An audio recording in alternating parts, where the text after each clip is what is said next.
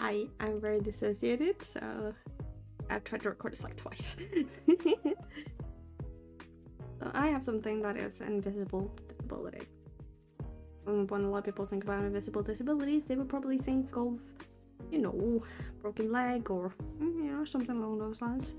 But that's not exactly what it means. It means that I have a disability that is invisible. And a lot of the time, it will not look very visible or be something you'd look at a person and see, oh yeah, that's why they need this and this and this. But that doesn't make it any less valid, I think. It's hard to explain what I have without going super into details, so if you're uncomfortable with me going over super details, this might not be the video for you, but keep it brief. I was diagnosed after being in therapy since I was a kid. I was diagnosed with PTSD, ADHD, BPD, and other personality disorders I'm not gonna go into because I'm not comfortable going into them.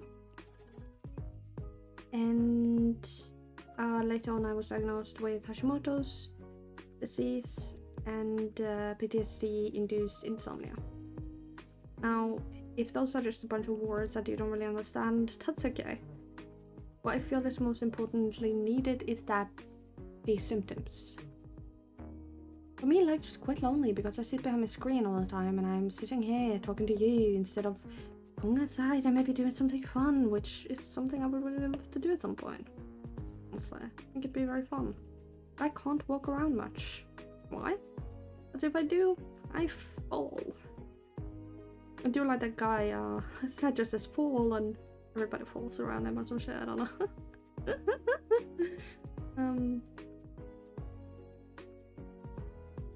And when I was used to this because I had developed a severe eating disorder at a very young age that took so much of my life away from me, to be honest.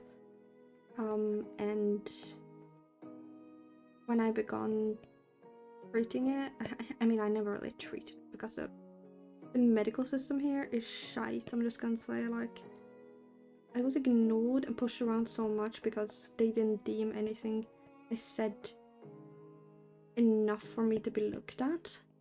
So I was never really treated for it.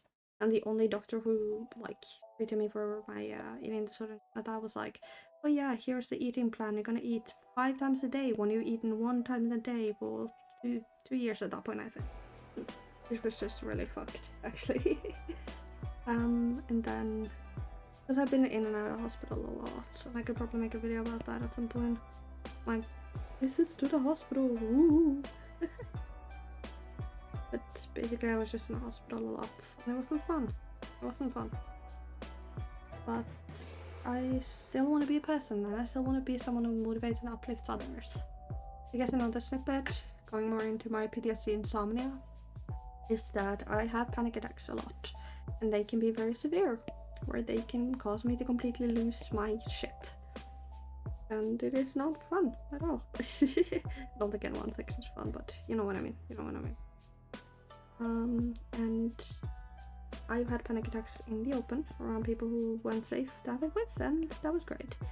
But it's also just caused me to miss out on a lot of things. Because people don't understand that I need time and I need things to be slow and have a safe space. So I always just ended up having a panic attack, and it wasn't good for me. And it would make me isolate myself a lot, not really have people to be around for a long time. Which was very sad. I think the one instance I can recollect off the top of my head was when I was at a group event thing. As I go to the government. I was supposed to go to the government. I don't know what else to say about that really. But I was there and I was surrounded by people, and all I could think about was that there were so many people and my heart just began beating so fast and I just couldn't breathe and I just wanted to get out of there. I felt like sick, like nauseous, and I didn't realize I'd been dissociating for like half of the meeting.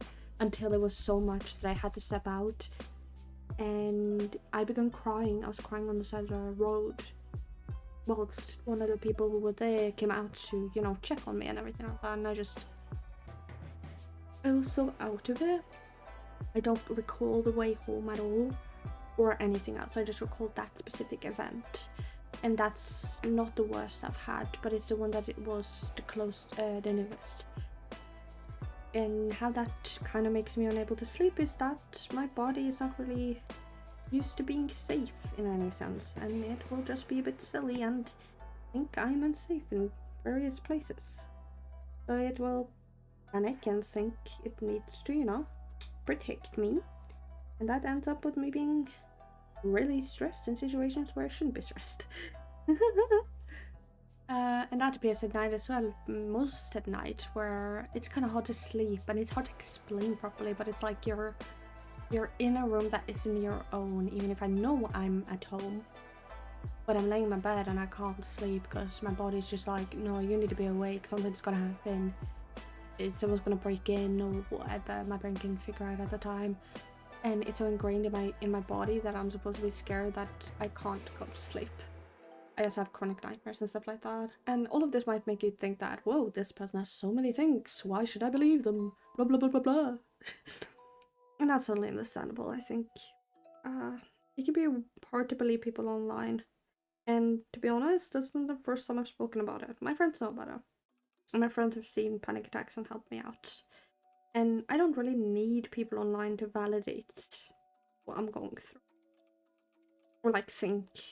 I don't need people to believe in me. I just want, if anyone else is struggling with the same things, to know that they have someone else who's struggling with those things and it's okay, and you can be, there is a happy life for you. Because why would I make this video? My first thought about it was to explain a couple of things and list down things that I'd gone through, and it might sound very like dissociated from everything, and that is because this is my life. This is just the fact. I don't know, it's very hard to explain things emotionally. I think I've gotten so detached from myself from that point. My official diagnoses are Hashimoto's disease, which is an autoimmune disease, PTSD-induced insomnia, BPD, and PTSD, probably complex PTSD due to things I'm not going to go into. But to give you a vague idea of the differences is that PTSD is one event, major event, whereas complex is multiple recurring events, and I believe I have complex, and I think my doctors believe too, but that's not up to me to discuss here because that's like my share. I think I just want other people to know that if you've gone through any of this, that it's okay. I made a post so long ago where I like detailed how to deal with panic attacks, but I think the general thing, I think what I needed to hear that is that it's not okay to live the way you do. It's not okay to be in pain every day, to faint after standing for 5 minutes, and then like you can't eat anything, barely eating. Not okay, and it doesn't need to be your life. There will be good people, there will be good people who will come and make you happy, and it'll be okay. And just because I have disabilities and things that impact my life doesn't mean I won't continue doing things that I love and adore. Because I am strong, I am great, and my life isn't dictated by the fact that I have a body like I do.